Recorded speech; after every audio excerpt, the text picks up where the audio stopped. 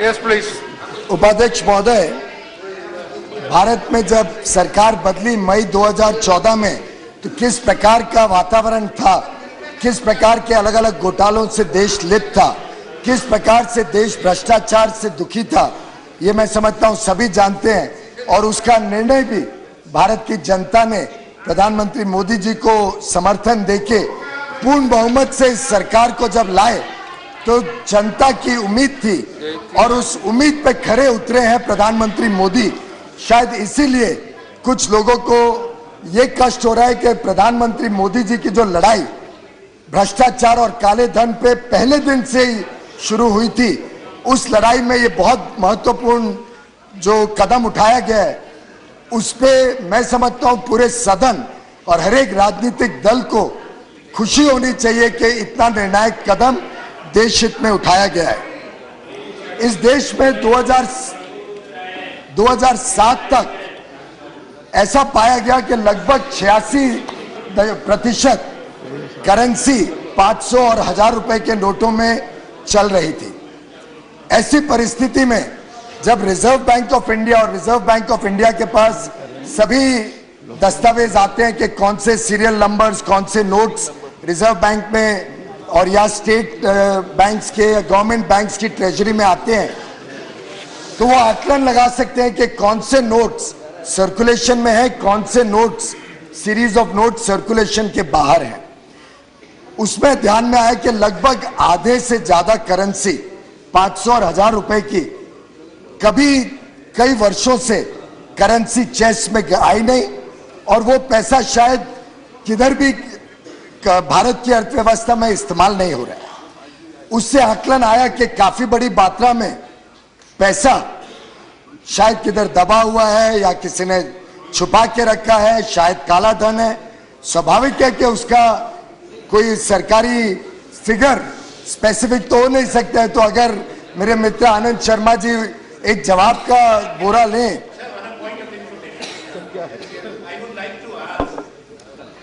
Piyush Goyal ji, Are you yielding? I am speaking but he is interrupting. What can I do? सज्जन है, बैठ जाएंगे। Sir, मेरा एक प्रश्न है आपसे कि आप माननीय वित्त मंत्री ने जो सदन को सूचित किया है, ये मेरे पास उत्तर है, उसका आप कॉन्ट्रडिक्शन मत करें। जो पैसा कितना है काउंटरफेट इन्होंने बताया है, या तो आप कहो कि इन्होंने गलत बताया, वरना कृपा। मैं समझता हूँ आनंद शर्मा जी ने खुद ही अपने आप प्रश्न का जवाब दिया था। वो जो प्रश्न है वो सिर्फ फेक करेंसी के बारे में, काला धन और जो पैसा भ्रष्टाचार से लोगों ने कमाया उसके बारे में नहीं है। तो मेहरबानी करके आप जनता को भ्रमित करने की कोशिश ना करें। ऐसी परिस्थिति में सरकार ने ये निर्णय लिया और ये निर्णय पूरे कानूनी प्रावधान के हिसाब से लिया गया। रिजर्व बैंक के बोर्ड ने यह निर्णय लिया, उसको सरकार के पास भेजा और सरकार ने इस निर्णय की सराहना करते हुए कैबिनेट ने मंजूरी दी कि 500 और 1000 रुपए के नोट पुराने नोटों को रद्द किया जाए, नए नोट आए और हर एक ईमानदार को मौका दिया जाए कि वो अपना पूरा पैसा बैंक में 30 दिसंबर तक जमा कर सके। और ईमानदार पैसे पे तो कोई रोक नहीं है। जिसके पास भी ईमानदार पैसा है, अपने कैश बुक में बैलेंस होगा या अपनी पूरा कमाई होगी या अपनी बचत होगी, मैं समझता हूँ किसी को कोई रोक नहीं है अपना ईमानदार पैसा बैंक में डालने में। रोक है तो बेईमानों के लिए है, रोक है तो भ्रष्टाचारियों के लिए है, रोक है तो जाली नोट रखने वालों के लिए। अब पूरे सदन में ऐसा कौन सा सदस्य है जो ऐसे प्रतिबंध पे भी ऐतराज कर रहा है? मुझे ये बात नहीं समझ में आ रही है कि अगर कोई कदम भारत में भ्रष्टाचार और काला धन को खत्म करने के लिए एक कड़ी में लिया जाता है। हमने सबसे पहले कैबिनेट में एसआईटी बिठाई, एसआईटी के कई सुझाव थे, वो सब सुझाव को स्वीकार किया। जो कई वर्षों से कुछ राज्यों, कुछ देशों से पैसा गलत तरीके से भारत में आ रहा था, टैक्स फ्री बेनिफिट मिल रहा था, डीटी डबल टैक्सेशन एग्रीमेंट में, उस पर रोक लगाई। हमने कई और देशों से करार किया जहां से एक्सचेंज ऑफ इंफॉर्मेशन पहले नहीं होती थी, मैं समझता हूं आनंद शर्मा जी उत्तेजित हो गए ये बोलने में कि हमारे योगदान को स्वीकार नहीं किया। प्रधानमंत्री जी ने तो सबके योगदान को 15 अगस्त के अपने भाषण में स्वीकार कर लिया था, लेकिन क्या वो कदम पर्याप्त थे? क्या उन कदमों से सब काला धन और भ्रष्टाचार रोक पाए? स्वाभाविक है नहीं, क्योंकि पूरे देश में लोगों को इसकी चिंता है।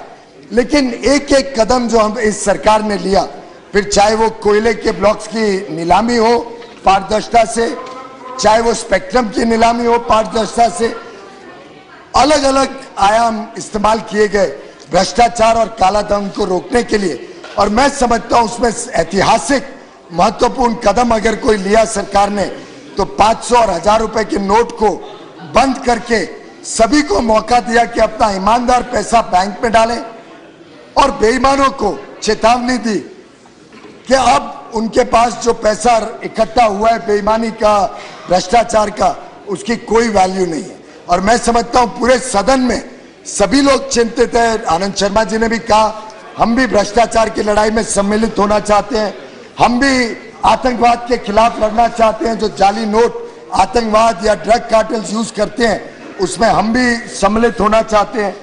तो मैं समझता हूं ऐसी परिस्थिति में जो भी कदम इस कड़ी में लिए जाते हैं काले धन को रोकने के लिए, उसका स्वीकार पूरा सदन पूरा देश करे, ऐसी अपेक्षा थी। वास्तव में गोपनीय रखना तो स्वाभाविक था ऐसे निर्णय को। कुछ लोगों ने ऐसा भी सुझाव दिया कि 7 दिन तक 10 दिन तक पहले से बता देना चाहिए था ये कदम होने वाला है। मैं समझ नहीं पा रहा हूं कि कोशिश ये है कि हमें मौका दिया जाना चाहिए था कि हम काले धन को बदल सके, हम उसको कन्वर्ट कर सके।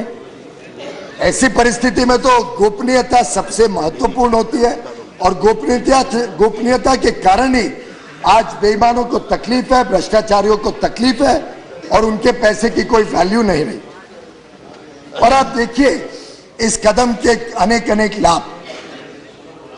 आगे चल के भारत की अर्थव्यवस्था जितना ज्यादा ईमानदार होती रहे, जितना ज्यादा सब लोग अपने टैक्सेस पूरी तरीके से भरना शुरू करें, तभी तो जाके देश में ब्याज का दर भी कम हो सकेगा, महंगाई कम हो सकेगी, देश में जो टैक्स रेट्स हैं टैक्स रेट्स पे नियंत्रण लगाया जा सकेगा। आखिर मैं अगर बिजली से के उदाहरण से लूं, अगर 5 लोग चोरी करते हैं तो बाकी 95 लोगों को उस चोरी का भुगतान करना पड़ता है। इसी प्रकार से अगर देश के खजाने में, राज्य सरकारों के खजाने में पूरी तरीके से सब लोग अपने अपने टैक्स भरें, तो स्वाभाविक है कि राज्य सरकार, केंद्र सरकार के पास पैसा ज्यादा होगा, जिससे वो देश में कल्याणकारी काम कर सके, गरीबों का कल्याण कर सके, किसानों का कल्याण कर सके, महिला शक्ति को और बल देने के लिए उनके लिए नए रोजगार के अवसर मिले, युवाओं का अच्छा हुनर बने, उनको कौशल विकास के अवसर मिले, वैसा काम कर सके। शेड्यूल्ड कास्ट, शेड्यूल्ड ट्राइब्स के हमारे भाई बहनों को और ज्यादा योजनाओं द्वारा फायदा दिला सके, और इस सब के लिए पूरी तरीके से टैक्स पे किया जाए, टैक्स कलेक्ट हो, लोगों को काला धन करने का मौका ना मिले, और भ्रष्टाचार मिटाने के लिए एक बहुत महत्वपूर्ण चेतावनी है सब भ्रष्टाचारियों के लिए कि आपका धन सुरक्षित नहीं है, आपके धन पे सरकार नजर रखती है, और जब पूरा ईमानदार पैसा बैंक पे आ जाएगा तब अपने आप सामने आ जाएगा कि कितना पैसा काला धन इस देश में था, कितना पैसा बैंक में वापस नहीं आया।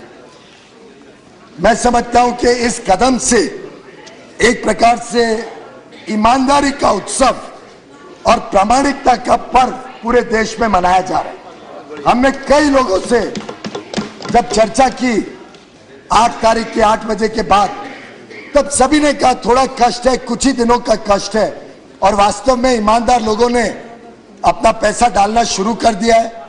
हम देख रहे हैं कि आस्ते आस्ते कतारें भी कम हो रही है, 2-3 शहरों को छोड़ के आस्ते आस्ते लोगों को नए नोट मिल रहे हैं। अब 500 रुपए के भी नोट आ गए हैं, तो सब बैंकों से वो भी मिलना शुरू हो जाएंगे, और देश की जनता कुछ दिनों की कठिनाई सहन करने को आज तैयार है, क्योंकि उनको आज ये उम्मीद है और ये विश्वास है कि प्रधानमंत्री मोदी जी वास्तव में काले धन और भ्रष्टाचार, आतंकवाद और ड्रग्स के अंदर लगाए हुए जाली पैसे के ऊपर जो जंग कर रहे हैं वो देश हित में है, जनता के हित में, कल्याणकारी कार्यों के हित में है। और आज पूरा देश हमारे साथ खड़ा है। मेरे मित्र नरेश जी ने कहा कि उत्तर प्रदेश को चुनाव को देखते हुए कदम लिया गया। फिर तो आप कहना चाह रहे हो कि इसका लाभ अगर होना होता हमें, तो इसका स्वाभाविक जनता का समर्थन है। इसका तो सीधा मतलब ये निकलेगा कि जनता का समर्थन है। तो मैं समझता हूं कि ये जो कदम उठाया गया है इसका पूरा अधिकार था प्रधानमंत्री जी को, इस सरकार को। इसमें कोई ऐसी परिस्थिति नहीं है कि ऑर्डिनेंस ही लाना जरूरी था। और रिजर्व बैंक मॉनेटरी पॉलिसी चलाती है। रिजर्व बैंक के बोर्ड ने यह निर्णय लिया और उस निर्णय के तहत 500 और 1000 रुपए के नोट को रद्द किया गया, पुराने नोट को, और नए नोटों द्वारा इस सिलसिला को आगे चलाया जाएगा। आपने सर्जिकल स्ट्राइक की बात की से हमने तो किसी ने इसको सर्जिकल स्ट्राइक का नाम नहीं दिया, पर अगर आप इसको सर्जिकल स्ट्राइक मानते हैं तो मैं समझता हूं बहुत खुशी की बात है।